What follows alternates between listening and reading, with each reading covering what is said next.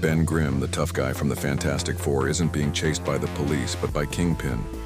That's because someone has put a target on his back. It all starts when a man shows up at Ben's door. It's his old childhood bully, Marty. But this time he's not here to fight. He needs help. His niece has gone missing, and he has no one else to turn to.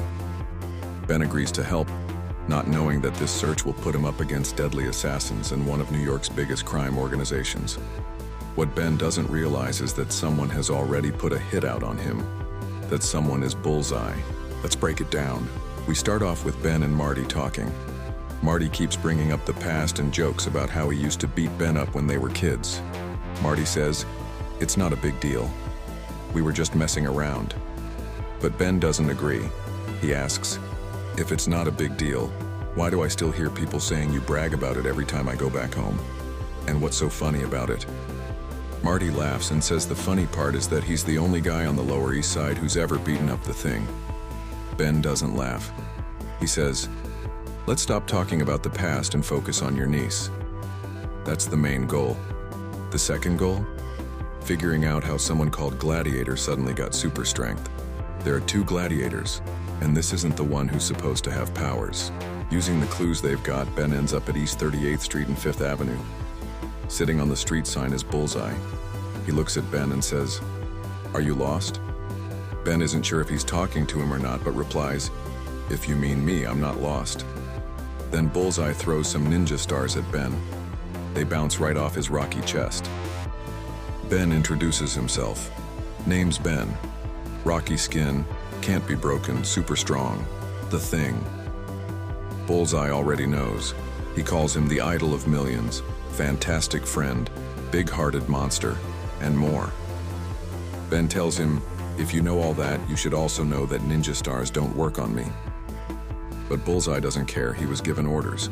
Someone called the big man told him the Thing can't be here.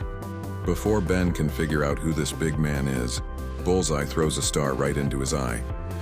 It doesn't hurt much, but it ticks Ben off. Bullseye warns him, "Just walk away. I'm giving you a chance." But it's too late. Ben is mad. He's not going anywhere. Bullseye kicks Ben in the face and Ben feels it. He's shocked. How does everyone suddenly have super strength? Bullseye answers, "Magic." Ben doesn't have time for magic. He charges at Bullseye, who tries to talk him down. "We don't have to do this. You can just leave. Let's call it a day."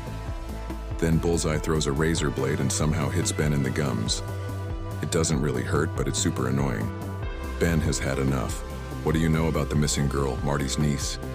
Bullseye shrugs and says, "You're going to have to be more specific. I've killed a lot of people's nieces." Then Marty speaks up.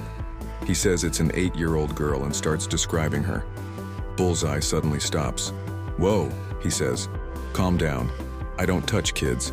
I may be a psycho, but not that kind of psycho." Ben believes him, but not before giving him a good punch. Even though Bullseye doesn't know where the girl is, Ben realizes he was just following orders. Someone else is behind all this. So Ben and Marty wait. They know someone will come pick up Bullseye's body. Soon enough, a van pulls up and some goons load Bullseye in. Ben and Marty follow in a taxi. They end up at a shady-looking warehouse near the water. Ben sneaks in first, and it doesn't take long to find the little girl. Marty's niece is inside a van. At the same time, a fancy car pulls up. Ben tells Marty, "You go get your niece, I'll cause a distraction." Inside the warehouse, the goons are talking. They mention that something is wearing off in a few hours. Sounds like everyone who's been getting super strength has been using something. Maybe a drug or tech that gives them temporary powers. The man in the fancy car, it's Hammerhead. Ben shows himself and says, "Nice suit. Shame I'm about to mess it up." The goons surround him. Ben gets ready for a fight. But before anything else can happen, boom, there's a huge explosion. Either the van or the warehouse blows up, sending everyone flying.